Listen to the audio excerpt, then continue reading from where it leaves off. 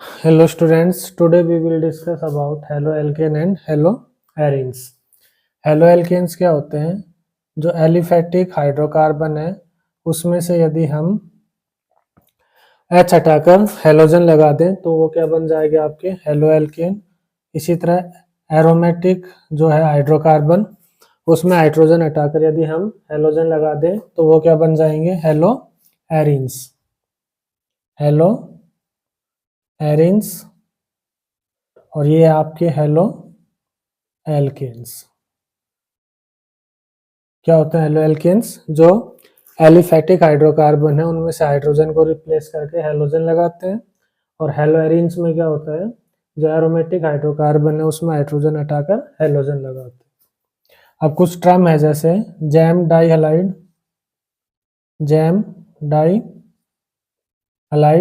यदि दो हेलोजन एक ही कार्बन में लगे हुए हैं तो उसको क्या कहते हैं? Jam डाइहलाइड।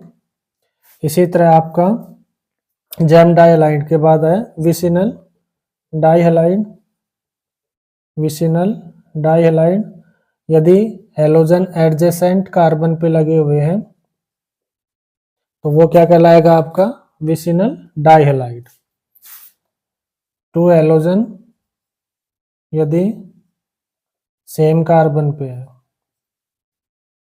Two halogen at same carbon atom तो वो कहेंगे जैम डाइहलाइड। और टू हेलोजन यदि two halogen atom at different carbon at adjacent carbon atom तो उसको कहेंगे हम विसिनल डाइहलाइड। इसके बाद आता है आपका एलाइलिक हलाइड। जब हेलोजन है जो आपका वो sp3 कार्बन एटम के साथ लगा होगा और उससे जो नेक्स्ट कार्बन है वो कार्बन कार्बन डबल बॉन्ड होगा, CH2 डबल बॉन्ड CH2X। तो यहाँ पर देखिए हेलोजन इस sp3 हाइब्रिडाइज्ड कार्बन एटम के साथ लगा हुआ है और इससे नेक्स्ट जो कार्बन है उसमें कार्बन के साथ क्या अटैच है? Double bond. तो halogen atom sp3 hybrid carbon पे होता है और उससे नेक्स्ट कार्बन पे डबल बॉन्ड के साथ अटैच है तो उसको कहते हैं एलाइलिक हलाइड। और यदि यहाँ पर बेंजीन रिंग आ जाए, एरोमेटिक आ जाए और CH2X हो, sp3 हाइब्रिडाइज कार्बन एटम के साथ ही अटैच है, लेकिन यहाँ पर जो एलिफेटिक एरोमेटिक रिंग आ जाती है तो उसको कहते हैं हम बेंजाइल हलाइड। तो ये क्या है आपका? Benzylic halide. ठीक है, यहाँ पर क्या है? इसमें एलिफेटिक होगा कार्बन और यहाँ पर एरोमेटिक होगा। इसके बाद आपका आता है विनाइलिक हलाइड। तो विनाइलिक हलाइड में क्या होता है आपका? जो हेलोजन है वो कार्बन कार्बन डबल बॉन्ड के साथ भी अटैच होता है। ठीक है, हेलोजन जिस कार्बन के साथ अटैच है वो डबल बॉन्ड के साथ भी अटैच है तो उसको कहते हैं विनाइलिक हलाइड। तो ये आपके याद रखना है। जैम डाइहलाइड में क्या है? कार्बन के साथ दो हेलोजन एटम है तो जैम डाइहलाइड। यदि एडजेसेंट कार्बन एटम पर जो हेलोजन एटम है तो विसिनल डाइहलाइड।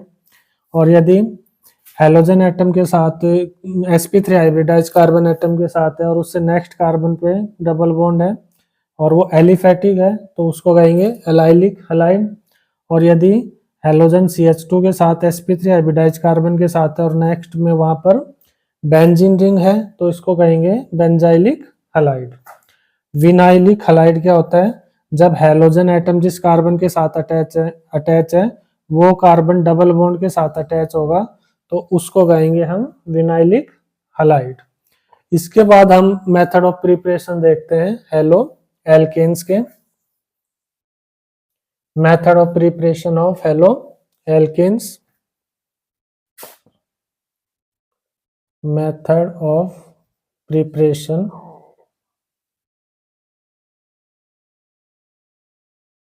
ऑफ हेलो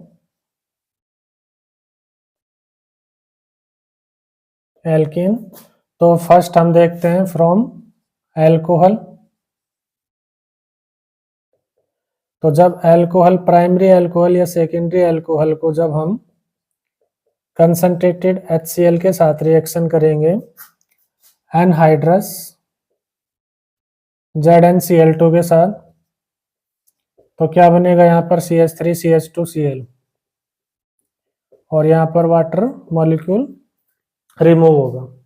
अल्कोहल की जब हम रिएक्शन करते हैं कंसंट्रेटेड HCl के साथ एनहाइड्रस ZnCl2 के साथ, तो क्या बनता है अल्काइल हैलाइड और वाटर का क्या होगा, रिमूवल होगा। इस प्रोसेस को क्या कहते हैं, गुरु प्रोसेस। क्या कहेंगे इसको, गुरु प्रोसेस। सेकंड है आपका, जब हम अल्कोहल को रिएक्शन करते हैं CH3CH2OH, इसकी रिएक्शन हम फॉस्फोरस सलाइड के साथ करेंगे, फॉस्फोरस पेंटाक्लोराइड के साथ करते हैं, तो क्या बनता है आपका CH3CH2Cl, एक मॉलिक्यूल HCl का और POCl3। इसी तरह जब हम अल्कोहल इथेनॉल की रिएक्शन PCl3 के साथ कराएंगे, तो यहाँ पर देखिए 3 मॉलिक्यूल लेंगे हम अल्कोहल के PCl3, तो कितने मॉलिक्यूल बनेंगे अल्काइल हैलाइड के, 3 मॉलिक्यूल बनेंगे CH3 CH2Cl, यहाँ पर आपका H3PO3। ये इंपॉर्टेंट है, क्या कहते हैं इसको, phosphorous acid, phosphorous acid H3PO3। कई बार पूछते हैं अल्कोहल इथेनॉल की जब हम PCl5 के साथ रिएक्शन कराएंगे तो क्या बनेगा alkyl halide plus HCl plus POCl3, और PCl3 के साथ फॉस्फोरस ट्राइक्लोराइड के साथ कराएंगे तो क्या बनेगा alkyl halide plus H3PO3। H3PO3 को क्या कहेंगे, फॉस्फोरस एसिड। इसके बाद है जो सबसे बेस्ट मेथड है अल्कोहल का अल्काइल हैलाइड बनाने के लिए, वो है अल्कोहल की रिएक्शन जब हम थायोनाइल क्लोराइड के साथ कराएंगे। थायोनाइल क्लोराइड का फार्मूला होता है SOCl2, थायोनाइल क्लोराइड SOCl2। तो इसमें क्या बनेगा आपका CH3 CH2Cl प्लस SO2 और प्लस HCl। ये जो दोनों है आपके SO2 और HCl, ये आपके गैसियस स्टेट में होते हैं। तो गैसियस स्टेट में होंगे तो क्या होगा, ये स्कैप आउट कर जाएंगे, ठीक है ना। तो स्कैप आउट कर जाएंगे तो केवल क्या रह जाएगा आपका अल्काइल हैलाइड। तो इसलिए ये जो मेथड है इसको बेस्ट मेथड माना जाता है। बेस्ट मेथड है अल्कोहल से अल्काइल हैलाइड बनाने का। क्या नाम है इसका, डार्जन प्रोसेस। क्या कहते हैं इसको, डार्जन प्रोसेस। तो इनमें देखिए अल्कोहल से कैसे बनाएंगे, पहले गुरु प्रोसेस। इथेनॉल है जो अल्कोहल, इसको कंसंट्रेटेड HCl के साथ करेंगे एनहाइड्रस ZnCl2 के साथ, तो क्या बनता है अल्काइल हैलाइड प्लस H2O। क्या नाम है इसका, गुरु प्रोसेस। मैकेनिज्म पूछे कौन सा मैकेनिज्म होता है, तो SN2 मैकेनिज्म। कौन सा मैकेनिज्म होगा, SN2। इसी तरह इथेनॉल की जब हम PCl5 के साथ कराएंगे तो क्या बनेगा alkyl halide plus HCl plus POCl3। Ethanol की जब हम PCl3 के साथ कराएंगे तो 3 molecule alkyl halide plus H3PO3 phosphorous acid.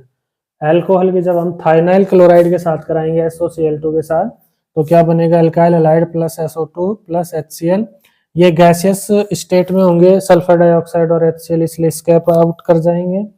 इस वजह से ये केवल क्या रहेगा प्रोडक्ट में आपका अल्काइल हैलाइड, इसलिए इसको हम बेस्ट मेथड मानते हैं अल्कोहल से अल्काइल हैलाइड बनाने का। इसके बाद है आपका फ्रॉम हाइड्रोकार्बन। हाइड्रोकार्बन से कैसे देखेंगे, सबसे पहले देखेंगे एल्कीन से कैसे बनाते हैं, इंपॉर्टेंट है ये। फ्रॉम हाइड्रोकार्बन, हाइड्रोकार्बन में आपका एल्कीन से कैसे बनता है ये, फ्रॉम एल्कीन। तो देखिए सिमेट्रिकल एल्कीन होगा तो उसमें जब हम रिएक्शन कराएंगे हाइड्रोजन हैलाइड की HBr के साथ, ठीक है, एल्कीन की HBr के साथ रिएक्शन कराएंगे तो यदि सिमेट्रिकल है तो क्या होगा, एक में H लगेगा और एक में क्या लगेगा कार्बन पे Br, ठीक है ना। कहीं भी लगा दो, सिमेट्रिकल है तो CH3CH2Br बनेगा। लेकिन जब एल्कीन अनसिमेट्रिकल हो CH3CH double bond CH2 plus HBr। अब इस केस में क्या होगा, ये अनसिमेट्रिकल एल्कीन है, कैसे पता लग रहा है भाई, यहाँ से ऐसे करके देखो तो ये अनइक्वल पार्ट में है, तो अनसिमेट्रिकल एल्कीन में जब HBr का एडिशन कराते हैं तो अब ये जो है, जो मेजर प्रोडक्ट बनता है वो बनता है आपका CH3 CHBr CH3, ये आपका मेजर प्रोडक्ट बनेगा। और जो रूल फॉलो करेगा इसको कहेंगे मार्कोनिको रूल, मार्कोनिको रूल, ठीक है। प्रोडक्ट तो ये भी बन सकता था ना, CH3 CH2 CH2Br, लेकिन मेजर प्रोडक्ट आपका ये होगा। तो इसमें रूल फॉलो करता है मार्कोनिकोफ रूल। क्या होता है Markovnikov rule?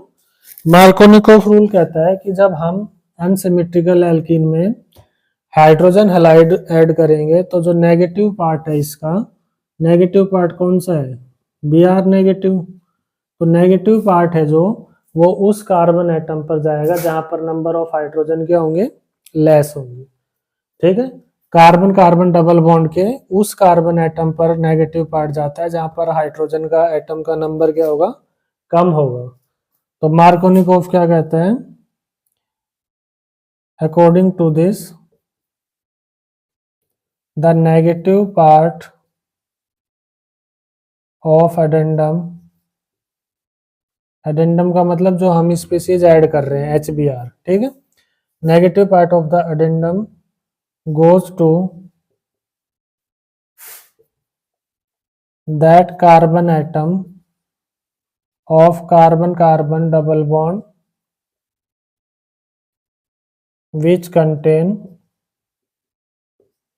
less number of hydrogen atom, ठीक है। जब हम HBr का एडिशन करेंगे अनसिमेट्रिकल एल्कीन में तो नेगेटिव पार्ट है जो एडेंडम का वो उस कार्बन एटम पर जाएगा कार्बन कार्बन डबल बॉन्ड के जहां पर नंबर ऑफ हाइड्रोजन लेस होंगे। इस रूल को कहते हैं मार्कोनिकोफ रूल। मैकेनिज्म से देखें इसको तो स्टेप फर्स्ट में देखिए क्या होगा। अच्छा, ये रिएक्शन कौन सी है, कौन सा मैकेनिज्म होता है इसमें, इलेक्ट्रोफिलिक एडिशन रिएक्शन। कौन सी रिएक्शन है ये रिएक्शन है आपकी इलेक्ट्रोफिलिक एडिशन रिएक्शन। तो यहां पर देखिए फर्स्ट स्टेप में क्या होगा, HBr है जो ये टूटेगा किसमें, H positive plus Br negative, electrophile का जनरेशन होगा, इलेक्ट्रोफाइल जनरेट होगा। सेकंड स्टेप में क्या होगा, ये इलेक्ट्रोफाइल अटैक करेगा कहां पर, एल्कीन पर, क्योंकि एल्कीन क्या इलेक्ट्रॉन रिच है। तो यहां पर CH3 CH double bond CH2 है। अब यहाँ पर इलेक्ट्रोफिलिक एडिशन होगा, इलेक्ट्रोफाइल क्या है यहाँ पर H positive, positive charge species, तो जो H पॉजिटिव है, अब हमें पता है जो CH3 है वो प्लस आई इफेक्ट शो करता है, प्लस इंडक्टिव इफेक्ट, तो माइग्रेशन होगा जो इलेक्ट्रॉन का वो इस तरफ होगा। तो यहाँ पर डबल बॉन्ड है ये इस तरफ माइग्रेट करेंगे तो इसके ऊपर कैसा चार्ज आएगा, नेगेटिव, और इसके ऊपर पॉजिटिव। तो जो इलेक्ट्रोफाइल है H पॉजिटिव है ये कहां पर अटैक करेगा, कहां पर ऐड होगा, ये CH2 नेगेटिव इधर जाएगा, है ना, नेगेटिव से डायरेक्शन दिखाते हैं। तो यहां पर क्या बनेगा आपका CH3, यहां पर ये कैटाइन बनेगा, कार्बोकैटाइन CH पॉजिटिव, और यहाँ CH3। तो यहां पर क्या बन गया आपका कार्बोकैटाइन। इसके बाद थर्ड स्टेप में क्या होगा, थर्ड स्टेप में जो आपका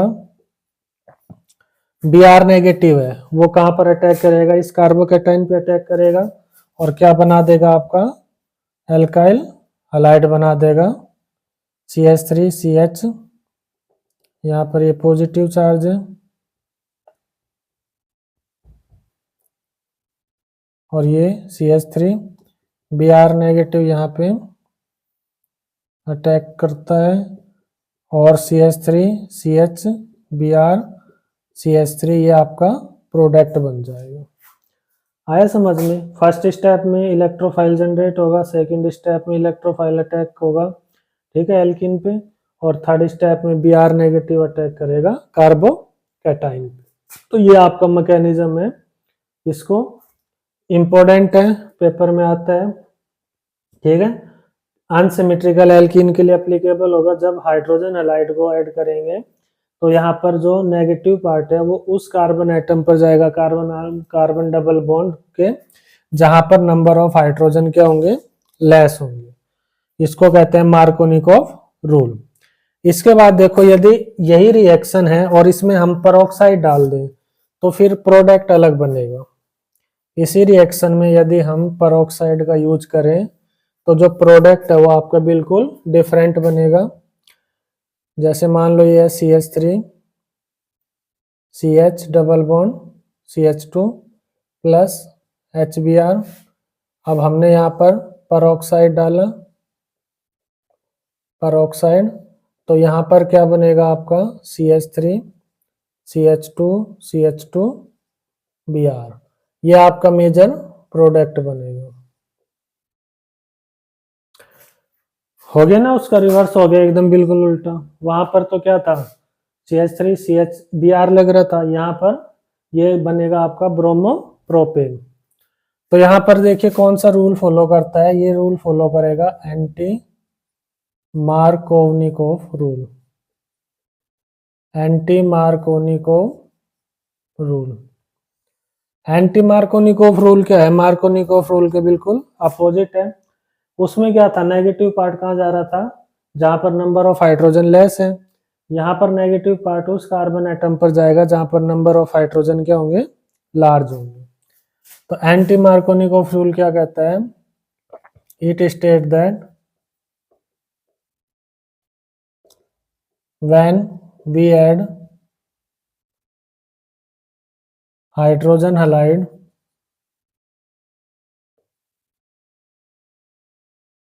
to unsymmetrical alkene, the negative part of addendum goes to that carbon atom of carbon-carbon double bond, goes to that carbon atom of carbon-carbon double bond which contain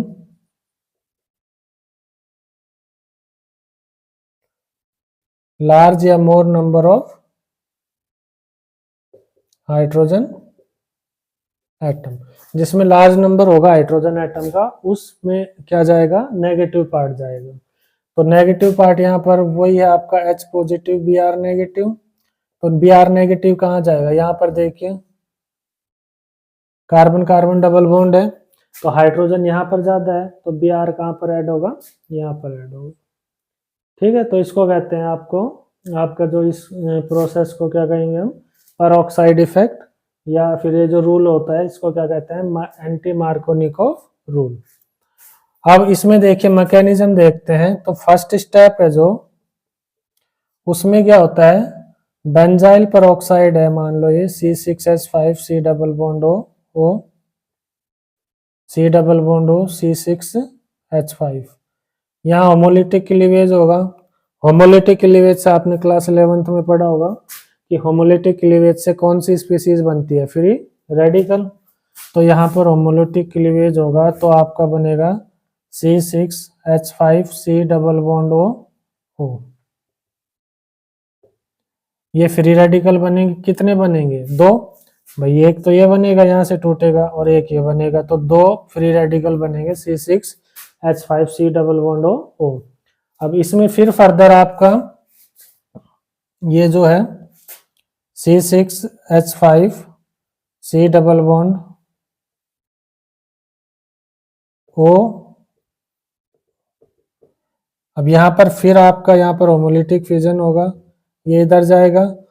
अब ये दो molecule हैं तो यहाँ पर आपका क्या बनेगा, दो मॉलिक्यूल बनेंगे C6H5 free radical, phenyl radical बनेगा C6H5 फ्री रेडिकल, और यहाँ से आपका क्या बन जाएगा, दो मॉलिक्यूल यहाँ पर भाई, यहाँ पर C डबल बॉन्ड O है, ये एक फ्री रेडिकल है तो ये बनेगा तो CO2 बन जाएगा, तो दो मॉलिक्यूल आपके यहाँ पे CO2 बन जाएंगे। तो दो मॉलिक्यूल C6H5 फ्री रेडिकल, ठीक है, और यहाँ पर क्या बनेगा आपका CO2 बन जाएगा और ये स्केप आउट हो जाएगा। उसके बाद देखिए ये जो फिनाइल रेडिकल है ये फिर आपका HBr से रिएक्शन करेगा। क्या होगा इसमें, फिनाइल रेडिकल है जो C6H5 ये HBr से रिएक्शन करेगा, यहाँ पर फिर फ्री रेडिकल टूटेगा, यहाँ पर H फ्री रेडिकल बनेगा और Br फ्री रेडिकल, ऐसे होगा ना, HBr है तो एक इधर एक इधर, तो ये H फ्री रेडिकल और यहाँ पर ये Br फ्री रेडिकल, ये फ्री रेडिकल इससे जुड़ जाएगा तो क्या बन जाएगा C6H6 और यहाँ पर Br फ्री रेडिकल बाहर निकल जाएगा। ये स्टेप आया समझ में। सबसे पहले बेंजाइल पेरोक्साइड है, इसमें होमोलेटिक क्लीवेज होगा, ठीक है, ये फ्री रेडिकल बनेगा। उसके बाद यहाँ पर फिर फर्दर क्लीवेज होगा, ये फिनाइल रेडिकल बनेगा और CO2 बाहर निकल जाएगा। उसके बाद ये जो फिनाइल रेडिकल है ये HBr के साथ रिएक्शन करेगा, यहाँ से H free radical Br free radical होगा, इसकी एफिनिटी ज़्यादा होती है फिनाइल रेडिकल से जुड़ने की, तो ये फिनाइल रेडिकल से जुड़ेगा तो क्या बनेगा, benzene plus Br free radical. उसके बाद देखो नेक्स्ट स्टेप में क्या होगा, ये जो फ्री रेडिकल है Br फ्री रेडिकल, अब ये किस पर अटैक करेगा, आपका एल्कीन पे अटैक करेगा। यहां तक आया समझ में, ठीक है, आगे चलते हैं। तो थर्ड स्टेप में देखिए क्या होगा,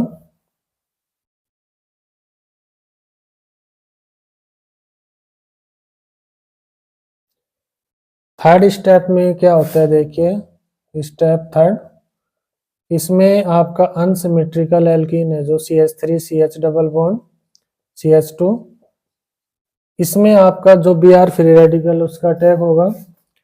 अब देखिए दो पॉसिबिलिटी है, इसमें ये इलेक्ट्रॉन है जो डबल बॉन्ड है ये इधर जा सकता है, ठीक है, और एक इधर, तो यहाँ पर क्या बनेगा, देखो CH3 CH फ्री रेडिकल और यहाँ पर CH2 फ्री रेडिकल। अब ये जो Br फ्री रेडिकल है ये यदि यहाँ जुड़ता है आपका तो क्या बनेगा, CH3 CH और ये बन जाएगा CH2 Br। एक तो ये बन सकता है फ्री रेडिकल, इससे Br फ्री रेडिकल यहाँ से जुड़ेगा CH2 फ्री रेडिकल से, तो यहाँ पर क्या बन जाएगा CH3 CH free radical CH2 Br, या फिर ये यहाँ पर आपका इसके साथ जुड़ सकता है, यदि इसके साथ जुड़ता है तो क्या बनेगा CH3 CH Br और यहाँ पर CH2 फ्री रेडिकल। तो दो पॉसिबिलिटी है। अब यहाँ पर ये जो फ्री रेडिकल है ये आपका सेकेंडरी है और ये जो फ्री रेडिकल है ये आपका प्राइमरी है। एक प्राइमरी फ्री रेडिकल बनेगा और एक सेकेंडरी फ्री रेडिकल बनेगा। हमें पता है कि जो सेकेंडरी फ्री रेडिकल है वो मोर स्टेबल होता है, क्या होगा ये मोर स्टेबल, और ये है जो ये प्राइमरी रेडिकल है जो सेकेंडरी के कंपैरिजन में क्या होता है लेस स्टेबल होता है, प्लस आई इफेक्ट है ना। तो यहाँ पर केवल एक ही होगा ना ये, और यहाँ पर देखिए तो जो सेकेंडरी फ्री रेडिकल है वो मोर स्टेबल होता है एज कम्पेयर टू प्राइमरी, तो इसकी संभावना ज्यादा होगी बनने की। अब इसके बाद देखिए फोर्थ स्टेप में क्या होता है आपका, फोर्थ स्टेप में फिर इसी फ्री रेडिकल पे CH3 CH फ्री रेडिकल ये CH2Br ये फिर रिएक्शन करता है HBr के साथ, और अब क्या होगा ये फिर HBr फिर फ्री रेडिकल बनाएगा ऐसे करके, और यहाँ तो H फ्री रेडिकल और Br फ्री रेडिकल बनेगा, और जो H फ्री रेडिकल है ये आपका इसके साथ जुड़ जाएगा, तो क्या बनेगा आपका यहाँ पे CH3 ये H फ्री रेडिकल जुड़ गया CH2 और यहाँ पे Br, और ये जो Br फ्री रेडिकल है यहाँ आपका बाहर निकल जाएगा, Br फ्री रेडिकल बाहर निकल गया। तो इस तरह से ये क्या बनेगा आपका CH3 CH2 Br। तो ये स्टेप था आपका एंटी मार्कोनिकोव रूल कैसे होता है मैकेनिज्म, वो सब यहाँ पे देखा हमने। तो यदि पेरोक्साइड होगा तो एंटी मार्कोनिकोव रूल फॉलो करेगा, और यदि पेरोक्साइड नहीं होगा तो क्या होगा, मार्कोनिकोव रूल को फॉलो करेगा। इसके बाद देखते हैं हम मेथड ऑफ प्रिपरेशन में next halogen exchange reaction. Halogen exchange reaction, halogen exchange reaction. Halogen exchange reaction में देखिए आपकी कौन कौन सी रिएक्शन होती है। फर्स्ट है आपका फिनकिल्स्टन रिएक्शन। फिनकिल्स्टन रिएक्शन, फिनकिल्स्टन रिएक्शन क्या होता है, एल्काइल हैलाइड की रिएक्शन सोडियम आयोडाइड के साथ करते हैं जब हम एसीटोन की प्रेजेंस में। क्या होता है, एल्काइल हैलाइड की रिएक्शन जब सोडियम आयोडाइड क्या होता है NaI, इसकी जब हम रिएक्शन एसीटोन की प्रेजेंस में करेंगे तो ये जो Cl है आपका ये इसके साथ जुड़ जाएगा, और आयोडीन है जो ये आपका ये यहाँ आ जाएगा, तो क्या बनेगा CH3 CH2I प्लस NaCl। तो हैलोजन का एक्सचेंज हो गया ना, I इधर आ गया और Cl इधर हो गया, तो इस रिएक्शन को कहते हैं फिनकिल्स्टाइन रिएक्शन। सेकंड है आपकी स्वार्ट रिएक्शन। स्वार्ट रिएक्शन, इसमें क्या होता है, जो एल्काइल हैलाइड है उसकी रिएक्शन कराते हैं हम मेटल फ्लोराइड के साथ AgF। ठीक है, मेटल फ्लोराइड में आपका AgF हो सकता है, मरकरस फ्लोराइड हो सकता है Hg2F2, या एंटीमनी ट्राई फ्लोराइड हो सकता है। ठीक है, मेटल फ्लोराइड के साथ है जो एल्काइल हैलाइड की रिएक्शन कराते हैं, तो है जो बनेगा आपका वो क्या बनेगा, CH3 के साथ F लग जाएगा और यहाँ पर AgBr।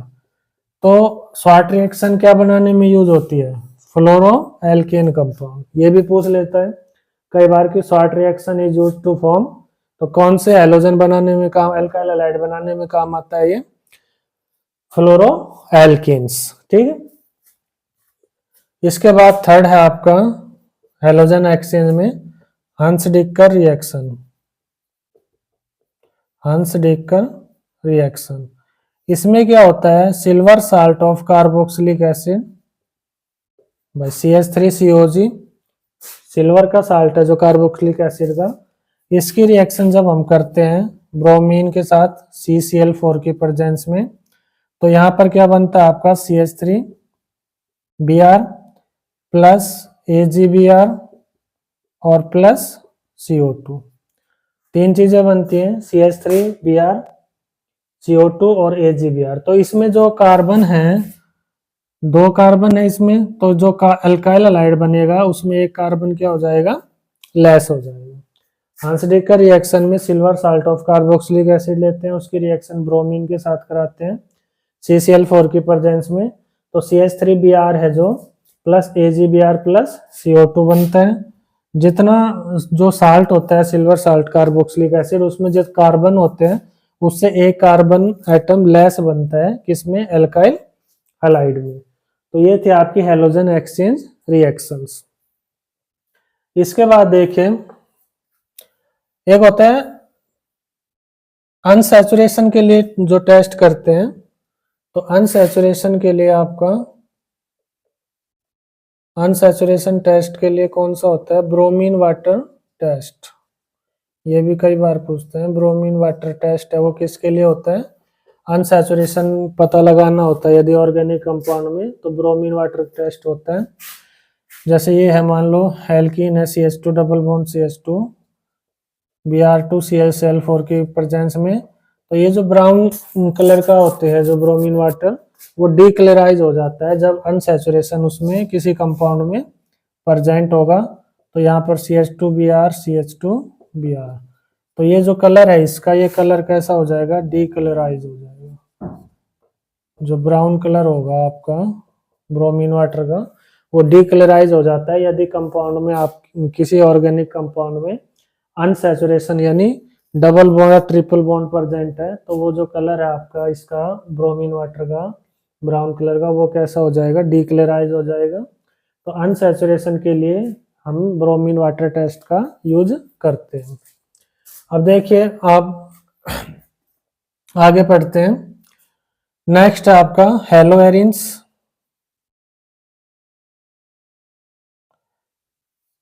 हेलोएरिन्स में देखिए फर्स्ट आपका ब्रोमिनेशन, क्लोरीनेशन, हेलोजिनेशन से कर सकते हैं। बेंजीन है, इसमें हमने Br2 डाला Fe Br3 की प्रेजेंस में, तो क्या बनेगा यहाँ पर ब्रोमो बेंजीन। तो ये क्या है, इलेक्ट्रोफिलिक सब्स्टिट्यूशन रिएक्शन, यानी हेलोजिनेशन से हम क्या बना सकते हैं, एराइल हलाइड बना सकते हैं। उसके बाद है आपका फ्रॉम डायजोनियम साल्ट।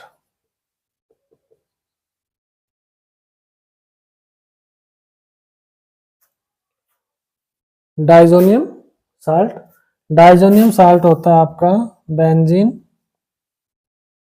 इसके ऊपर N2 पॉजिटिव Cl नेगेटिव, इसको कहते हैं बेंजीन डायजोनियम साल्ट। ठीक है, क्या नाम है, बेंजीन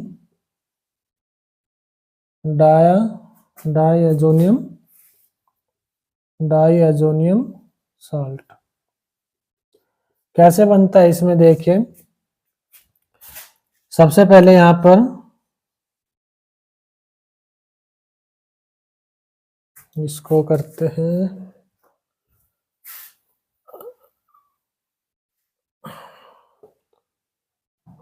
देखिए बेंजीन के ऊपर यदि हम NH2 ग्रुप लगा दें तो इसको क्या कहते हैं, एनिलीन। और इसकी जब रिएक्शन NaNO2 और HCl के साथ कराते हैं 0 से 5 डिग्री सेल्सियस, ठीक है, 0 to 5 डिग्री सेल्सियस। केल्विन में देखें तो 273 से 278 केल्विन।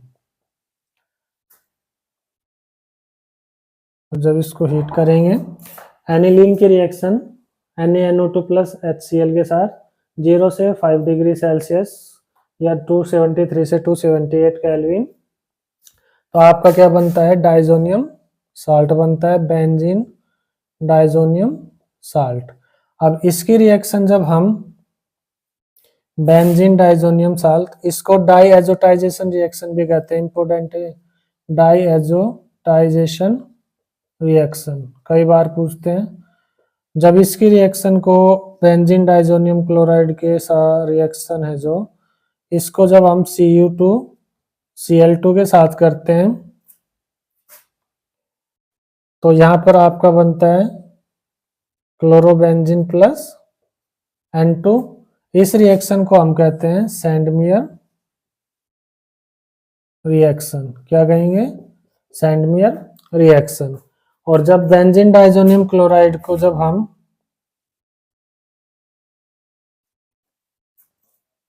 कॉपर पाउडर में करते हैं CuHCl,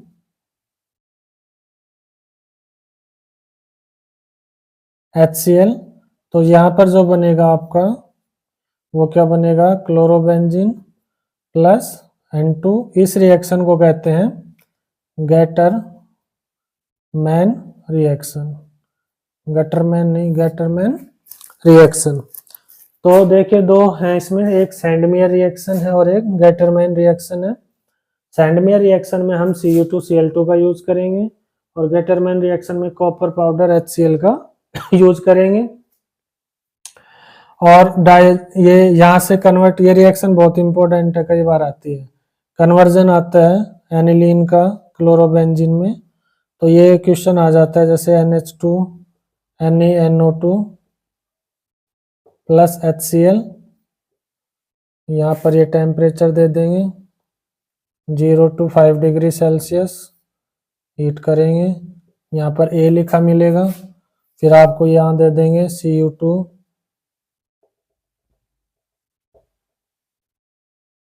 Cu2 Cl2, यहाँ पर आपसे पूछ लेंगे B, ठीक है। तो A और B क्या है उससे आपको इस रिएक्शन से पता लग रहा है।